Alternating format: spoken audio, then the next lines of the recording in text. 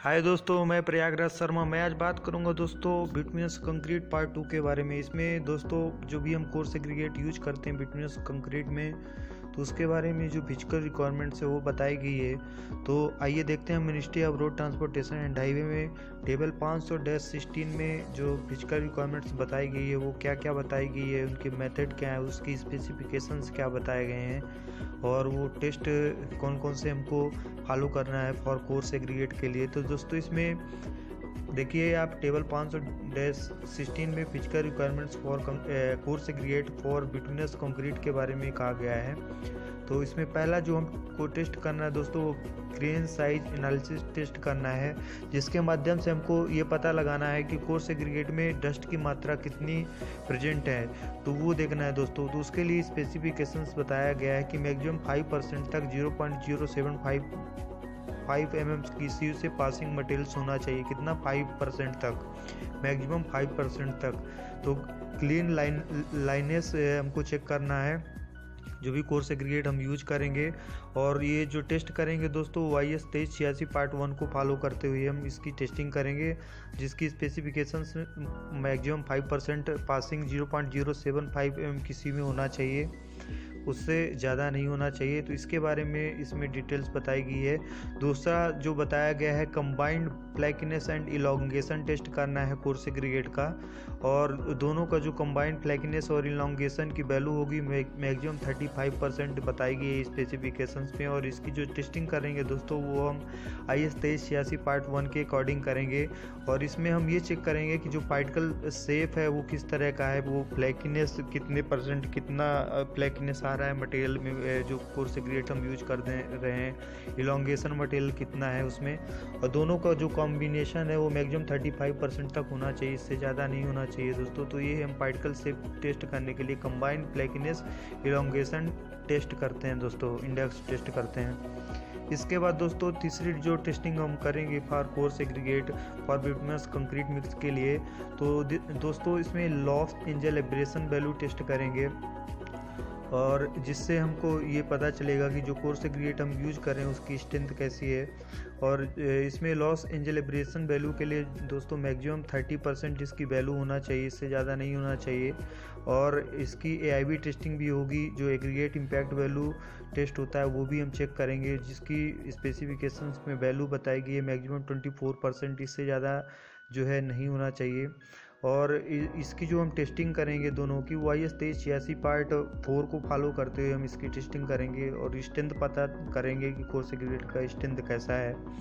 इसके बाद दोस्तों मटेरियल, कोर्स एग्रीगेट मटेरियल का ड्यूरेबिलिटी टेस्ट करने के लिए हम साउंडनेट टेस्ट करते हैं, और ये साउंडनेट टेस्ट हम 2 केमिकल के द्वारा करते हैं, पहला सोडियम सल्फेट, दूसरा मैग्नीशियम सल्फेट। तो यदि हम सोडियम सल्फेट के द्वारा करते हैं तो मैक्सिमम 12% तक उसका स्पेसिफिकेशंस में लिमिट बताई गई है। साउंडनेस की जो वैल्यू आएगी मैक्सिमम 12% यदि हम सोडियम सल्फेट से करते हैं। और यदि हम मैग्नीशियम सल्फेट से करते हैं तो उसकी जो लिमिट है दोस्तों मैक्सिमम 18% बताई गई है। साउंडनेट टेस्ट की जो वैल्यू रहेगी वो मैक्सिमम 18% तक आएगी, उससे ज़्यादा नहीं आना चाहिए जो कोर्स एग्रीगेट हम यूज करेंगे। और इसकी जो टेस्टिंग करेंगे दोस्तों YS 2386 पार्ट 5 को फॉलो करेंगे और उसके अकॉर्डिंग इसकी टेस्टिंग की जाएगी। इसके बाद दोस्तों इसमें हम चेक करेंगे कोर्स एग्रीगेट का पॉलिश स्टोन वैल्यू टेस्ट करेंगे, जिसमें ये पता करेंगे कि जो कोर्स एग्रीगेट है हमारा वो कितना उसमें पॉलिशिंग हो रही है। तो उस पॉलिशिंग टेस्ट करने के लिए दोस्तों हम इसमें जो स्पेसिफिकेशन बताए गए हैं कि मिनिमम 55 होना चाहिए, पॉलिश स्टोन वैल्यू जो है वो मिनिमम 55 होना चाहिए जब हम बिटवीन के साथ पॉलिशिंग कोर्स एग्रीगेट का चेक करते हैं। तो मिनिमम 55 होना चाहिए, इससे ज़्यादा जो है नहीं, इससे कम जो है वो नहीं होना चाहिए। और इसकी जो हम टेस्टिंग करेंगे दोस्तों BS 812-114 के अकॉर्डिंग हम इसकी टेस्टिंग करेंगे, ये कोड को फॉलो करते हुए इसकी टेस्टिंग की जाएगी। इसके बाद दोस्तों हमको कोर्स एग्रीगेट का वाटर एब्जॉर्प्शन पता करना है कि जो कोर्स एग्रीगेट हम यूज कर रहे हैं coarse aggregate bituminous concrete mix के लिए, वो कितना वाटर को एब्जॉर्ब करता है, कितना एब्जॉर्ब कर रहा है। तो वो चेक करने के लिए दोस्तों हम IS 2386 पार्ट 3 के अकॉर्डिंग इसकी वाटर एब्जॉर्प्शन टेस्ट करेंगे, और जो इसकी मैक्सिमम लिमिट बताएगी वो मैक्सिमम 2% बताया गया, इससे ज़्यादा जो है वाटर एब्जॉर्प्शन नहीं होना चाहिए कोर्स एग्रीगेट में दोस्तों। जो स्पेसिफिकेशंस वैल्यू बताई गई है वो मैक्सिमम 2% बताई गई है वाटर ऑब्जेक्शन के लिए फॉर कोर्स एग्रीगेट के लिए।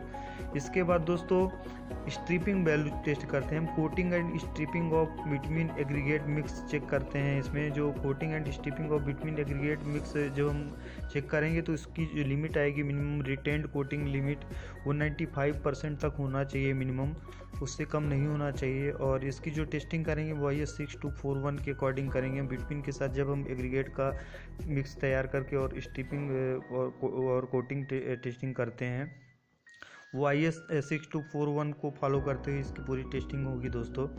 इसके बाद इसमें दोस्तों हम वाटर सेंसिटिविटी का भी टेस्ट करते हैं कि जो पोर्स एग्रीगेट हम यूज़ कर रहे हैं तो वाटर के साथ उसकी क्या सेंसिटिविटी है, वो रिटेन टेंसाइल स्ट्रेंथ कितना दे रहा है। तो उसके बारे में दोस्तों इसमें जो स्पेसिफिकेशंस में लिमिट बताई गई वो मिनिमम 80% बताई है कि मिनिमम 80% होना चाहिए, उससे कम जो है retained tensile strength value minimum 80% से कम नहीं होना चाहिए।